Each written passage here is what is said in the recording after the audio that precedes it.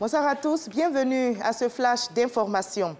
Commençons par le Forum économique ivoiro-belge ouvert ce lundi à Abidjan en présence du vice-président ivoirien de la princesse Astrid de Belgique qui conduit une forte délégation d'entrepreneurs belges venus explorer le marché ivoirien. Le vice-président Daniel Kablan-Duncan a présenté les opportunités d'investissement en Côte d'Ivoire. La Côte d'Ivoire qui est une porte ouverte sur le marché régional selon le vice-président ivoirien. Explication détaillée avec Awatouri. 214 hommes d'affaires emmenés par la princesse Astrid sont à Abidjan dans le cadre d'une mission économique. Il s'agit pour la Belgique, deuxième importateur européen de produits ivoiriens, de raffermir ses relations de coopération avec la Côte d'Ivoire. Depuis 2012, nous avons été témoins du dynamisme avec lequel le gouvernement ivoirien a mené de nombreuses réformes d'ampleur et a mis en place des institutions au service de la promotion des investissements et du développement du secteur privé. Ces initiatives ont contribué au rétablissement d'un meilleur climat des affaires. Ces efforts, Monsieur le Vice-président, ne sont pas passés inaperçus. Les acteurs belges du commerce extérieur les ont évidemment remarqués, et cela a pour conséquence de raviver la confiance dans le potentiel ivoirien. La ministre du Plan et du Développement, Niale Kaba, a pour sa part présenté aux chefs d'entreprise belges les opportunités d'affaires en Côte d'Ivoire à travers les grandes articulations du Plan national de développement 2016-2020. L'activité économique en Côte d'Ivoire est prometteuse. Malgré la chute donc du prix du cacao, les solides performances économiques se poursuivent avec une croissance projetée de 8,3% en 2017. Les perspectives à moyen terme demeurent bonnes. La présence de la mission économique de la Belgique en Côte d'Ivoire est appréciée au plus haut point. Pour le vice-président de la République, Daniel Kablan-Duncan, c'est le signe du renforcement de la coopération entre les deux pays. La Côte d'Ivoire devient aujourd'hui et chaque jour davantage comme une terre d'opportunités et d'investissement. C'est donc le moment d'investir en Côte d'Ivoire.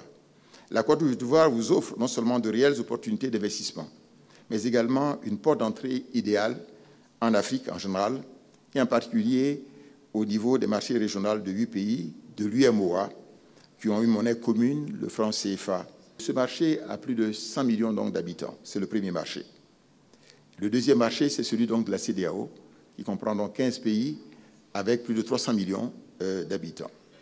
3 panels sur les opportunités d'affaires dans les secteurs des infrastructures économiques, transport et logistique, agricole et agro-industrie, ainsi que des rencontres B2B ont meublé la première journée de cette mission économique de la Belgique en Côte d'Ivoire. Et la Côte d'Ivoire qui se prépare également à accueillir le prochain sommet UE, Union africaine. En attendant cette grande rencontre, les partis politiques membres du centre droit d'Europe et d'Afrique se concertent dans la ville historique de Grand Bassam. Ces acteurs politiques, constitués notamment de parlementaires européens et africains, réfléchissent à l'élaboration d'une feuille de route de coopération entre l'Afrique et l'Europe. Au Kenya, en bref, les électeurs s'apprêtent à aller aux urnes le jeudi prochain pour une nouvelle présidentielle après l'annulation du scrutin du 8 août dernier par la Cour suprême. Le climat est tendu dans le pays. Le principal opposant Raila Odinga continue d'appeler au boycott de la commission électorale qui est également en pleine crise interne. Et ce lundi matin, une vingtaine d'ambassadeurs étrangers ont émis des recommandations. Ils dénoncent un climat politique détérioré et demandent l'arrêt des attaques contre la commission électorale. Mais notez que les diplomates n'ont pas demandé le report de cette élection. Au Nigeria, 3 femmes se sont faites exploser dimanche à Maiduguri, capitale de l'État du Borno, dans le nord-est du pays. 16 personnes ont perdu la vie et plusieurs autres ont été blessées dans cette explosion. Ce genre d'attaque, devenu un épisode fréquent dans la région, n'a pas été officiellement revendiqué, mais le groupe terroriste Boko Haram, qui utilise régulièrement des femmes captives pour mener ces attaques, est pointé du doigt. Et plus loin, en Genève, une conférence internationale s'est ouverte ce lundi.